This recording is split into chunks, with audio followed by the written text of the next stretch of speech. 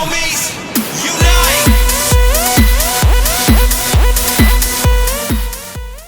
Hey, what's up, homies? My name is XXSlyFoxHound, and welcome to my 1 million subscriber video of Draw My Life. So we need to start at the core of who I am, and mainly I take a lot of mannerisms and just who I am from my family. Obviously, my father, Mr. Edwin Cardona, my mother, Carmen Fortes. I don't know why she gave herself big boobs like that. Me as a child, which apparently a lot of people thought that I was a grown adult with a tiny baby body or a baby with a giant head. It was crazy, it was embarrassing. And my sister, she doesn't really have a mustache. So I was born in Chicago, Illinois, and I really didn't remember much of Chicago other than the story that my parents used to tell me, that my dad was so crazy about the fact that he had a kid that he decided to buy a little convertible like RC like car, like a Corvette. But there was a big problem with me, is that my body could not sustain or hold the weight of my head. So it was pretty embarrassing. I was a really big-headed child. 2 years passed and my mother decided, you know what, I'm gonna go back to my family, which most of her family was in Puerto Rico, and we decided to move back to Puerto Rico, which I was raised mainly in the city of Cataño, which is really near the capital. Kind of cool. So one of the main reasons why I brought my mom to help me do this Draw My Life was because she has really good stories about my life that I might not remember, and one of these were like this. Apparently, me and my grandfather would tag along a lot of the times. I would just love to hang out with my grandfather, and one day, I guess he decided to take a pit stop and get himself a beer while leaving me inside of his truck with the car keys on and everything. Like, the car where the truck was completely on.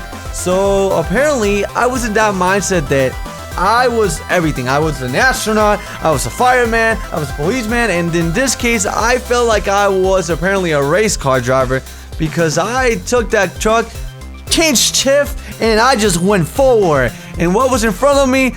A bus, a big public bus, which essentially I played bumper cars with and slammed my grandfather's truck against it. And the funniest thing is that my mom says your grandfather wasn't upset because when he looked at you, you were cracking up.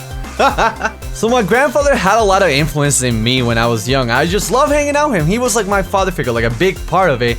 And yeah, he had his thing. His thing was drinking, and apparently I love to drink too, even though I hate drinking beer now. But what would happen is he would give me beer, and I guess me and him would get so drunk that we would pass in the yard, and then my grandmother would just completely destroy our ears, yelling. I was like, "Oh, you can't do that! What's wrong?"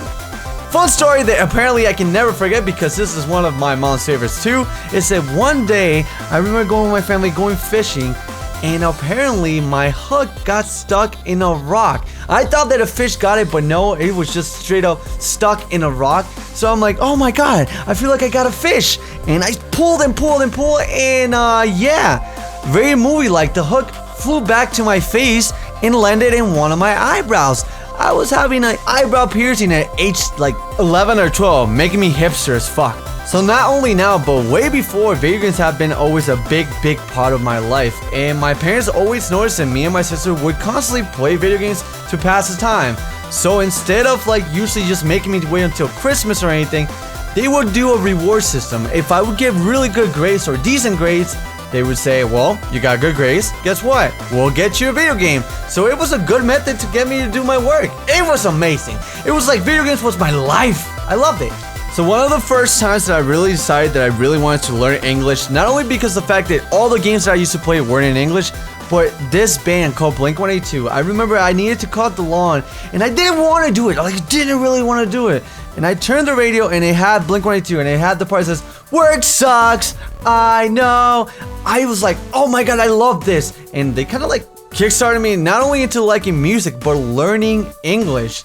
Blink-182, video games, and also watching Cartoon Network kind of polished me to love the language that is English. So around the age of 16, we had to move from Puerto Rico to the United States, being Pennsylvania, or PA more specifically.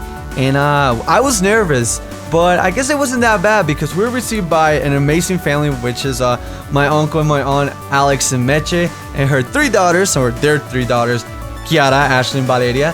And yeah, my uncle Alex always took care of my whole family a lot. All of them took care of us very well, and they made this whole like transition a lot easier. So to them, thank you so much. Also, thank you for everything else that you did for me, Uncle. So I guess one of the phases that I went right away from being a Puerto Rican to like a Puerto Rican Latino to going to America was that I started liking rock a lot, and I went from being like a hip hop person-ish reggaeton to like going straight gothic. And I had like really long hair, a really silly mustache. I would like wear liner, like I went like full-blown goth, like it was crazy.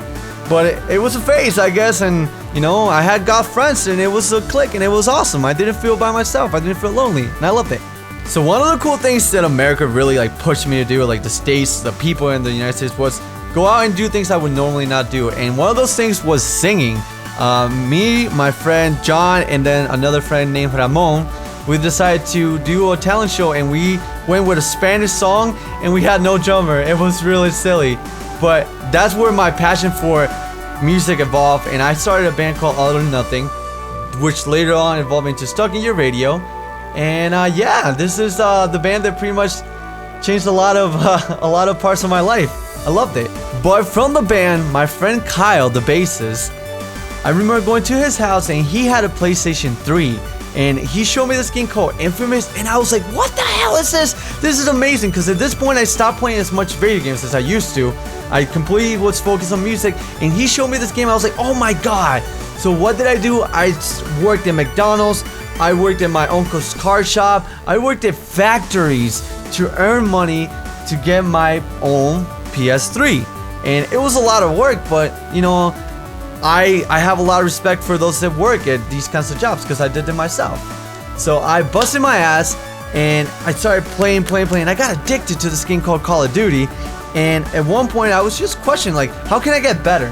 So I decided to look up, you know, tips and whatnot on the internet, and the internet made me stumble to this amazing website that all of you guys are aware, the YouTubes.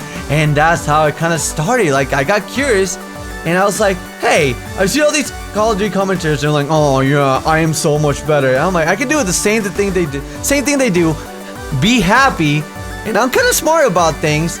You know, I don't have to be a stinky poop head. I can just have fun, and that made SlyFox. I created SlyFox, and apparently me playing video games and recording myself made a lot of people really happy. They thought that my dumb shenanigans was entertaining enough to make things happen.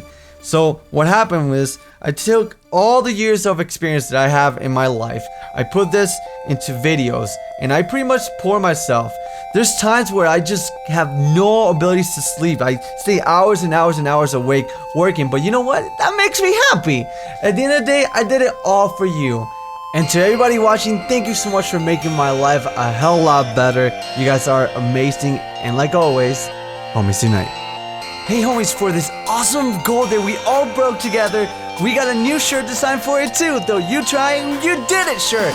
We finally hit 1 million homies. We're a ginormous family, and for that we got a new shirt design with me, Puppy Chef, and the You Try star from Minecraft Daily. Cause we tried, and we finally did it. So guys, new shirt in the description from the store. And again, thank you so much for watching, guys. My name is XXSlyFoxHound, and I'll talk to you guys later. Take care.